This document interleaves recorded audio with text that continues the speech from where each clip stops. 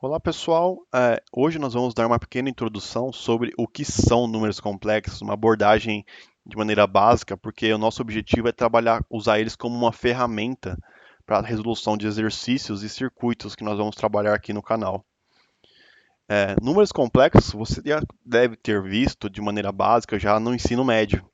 É muito comum também trabalhar com números complexos em cursos de engenharia, cursos de cálculo, cursos técnicos, dependendo da ênfase, também trabalham com números complexos.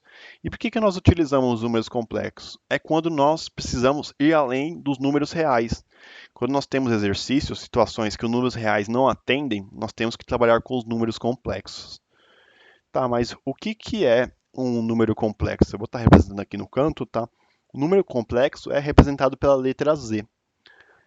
E o que ele é? Ele é um conjunto de um termo, de um número real, mais um número imaginário. O número imaginário é representado pelo termo J mais um número, B, no caso que eu estou usando aqui, né?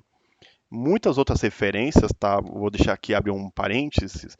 Você pode chamar o número imaginário pelo número pela letra I. E também outras referências, como que eu estou usando aqui, utilizam a letra J, o número imaginário. Qual é a diferença? Nenhuma. Você pode trabalhar tanto com I quanto com J. E é muito comum ser utilizado no mundo da matemática.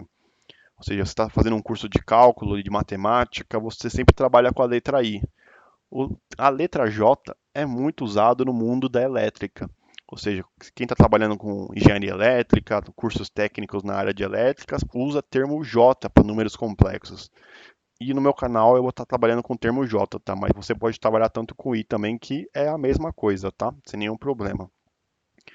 Mas voltando aqui na nossa definição, o números complexos a gente definiu que é um número real mais um número imaginário, né? Mas o que é um número imaginário? É um número que não existe no mundo dos reais, no números mundos reais. Por exemplo, no mundo dos reais, o que nós temos de número?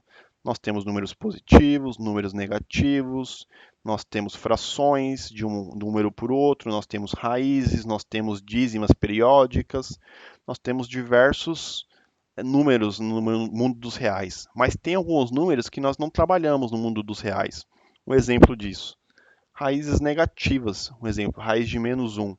Nós trabalhamos com raízes negativas quando nós fazemos um Bhaskara, se nós fazemos alguma operação que tem raiz negativa, a gente para aí, né? A gente não resolve, a gente fala que raiz negativa não existe no mundo dos reais. Mas nós utilizamos muito ela no mundo dos números complexos, que vai além dos números do mundo dos números reais. E a primeira definição que a gente faz no números complexos, que esse termo J, que está sempre relacionado ao número aqui, ele é representado justamente por uma raiz negativa, a raiz de menos um.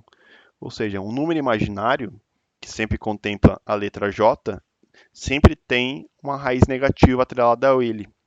Ou seja, nós trabalhamos com raízes negativas nos números complexos.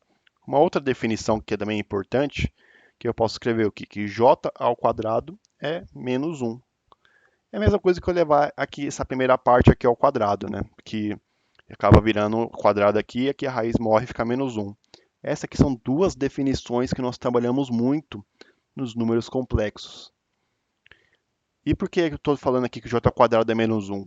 Porque vai ter muitos exemplos que a gente vai multiplicar j com j. Por exemplo, um número complexo com outro número complexo. E j vezes j dá j ao quadrado. E na nossa definição nós sabemos que j é menos um. Que nem aqui, eu vou dar um outro exemplo. Eu tenho raiz de menos 3. Como que eu posso estar escrevendo isso de forma de número imaginário? Eu posso estar escrevendo desse jeito, né? Raiz de menos um vezes 3. E eu posso estar dividindo essa raiz aqui, raiz de menos um vezes raiz de 3. Ou seja, raiz de menos um nós sabemos que é j. J, raiz de 3. É assim que se escreve menos raiz de 3 na forma de número imaginário.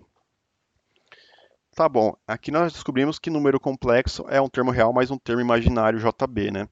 E como que a gente pode estar escrevendo isso? A gente pode escrever mais de uma forma. Essa aqui que eu mostrei para vocês é a forma cartesiana. Ou seja, em números reais a gente não tem um eixo XY. Aqui nos números complexos nós temos o eixo dos reais e o eixo dos imaginários. Ou seja, no eixo dos reais eu tenho o meu número real e no eixo dos imaginários eu tenho o meu número imaginário. e juntando os dois eu tenho a minha coordenada, ou seja, a forma cartesiana é uma coordenada do número complexo z, que é o nosso número complexo aqui. Nós também podemos representando o número complexo na forma polar, que é uma forma muito comum de estar utilizando ele.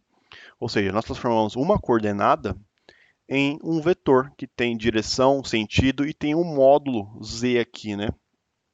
E esse módulo, esse vetor, ele sempre está acompanhado de um ângulo. Ou seja, um ângulo que nós chamamos, costumamos chamar de φ, mas pode ser θ, dependendo do livro que você está usando, né? Nós costumamos trabalhar de φ. E nós costumamos trabalhar com esses dois métodos aqui, a forma cartesiana e a forma polar. A forma cartesiana, já como eu falei para vocês, é um número real mais um número complexo, mais um número imaginário JB. E a forma polar é representada pelo seu módulo, o vetor com o seu módulo, e o seu ângulo que está atrelado entre o eixo dos reais e o eixo dos imaginários. E o que nós podemos estar fazendo com os números complexos? A gente pode estar fazendo conversões das formas que nós representamos eles. Nós podemos estar transformando uma forma cartesiana numa forma polar e vice-versa. A gente pode estar fazendo isso, como também fazendo isso. E aqui nós temos técnicas para estar fazendo isso, né, de como converter uma forma cartesiana para uma forma polar. E também de uma forma polar para uma forma cartesiana. Por exemplo, se eu quero converter uma forma cartesiana para uma polar, nós sabemos que na forma polar nós temos que estar escrevendo em função do nosso módulo z e do ângulo que está associado a esse módulo. Ou seja, nós precisamos estar calculando esses dois termos aqui, né? Tanto o z, que é módulo, ou pode ser também chamado de conjugado, e esse ângulo que está atrelado a esse módulo. Assim como na polar, se eu quero transformar para uma cartesiana, eu preciso descobrir quais são esses termos A e esses termos B para estar escrevendo na forma cartesiana. No próximo vídeo eu vou dar muito mais exemplos de como estar fazendo essas conversões, tanto pelos métodos algébricos quanto pelo método gráfico, que também é fácil de estar visualizando. E para encerrar, assim como nós temos operações dos números reais, como soma, subtração, multiplicação e divisão, nós também conseguimos estar fazendo isso com números complexos. Porém, nós temos algumas propriedades que eu vou estar explicando nos próximos vídeos de como estar fazendo isso, né? Por exemplo, uma multiplicação, uma divisão, eu só consigo estar fazendo se estiver na fórmula polar. E uma soma e uma subtração, eu só consigo estar fazendo se os dois números complexos estiverem na forma cartesiana. Tá? Isso também vou dar exemplo nos próximos vídeos de como estar fazendo isso, tá? Mas é isso, pessoal. Espero que vocês tenham gostado do vídeo e obrigado por assistir.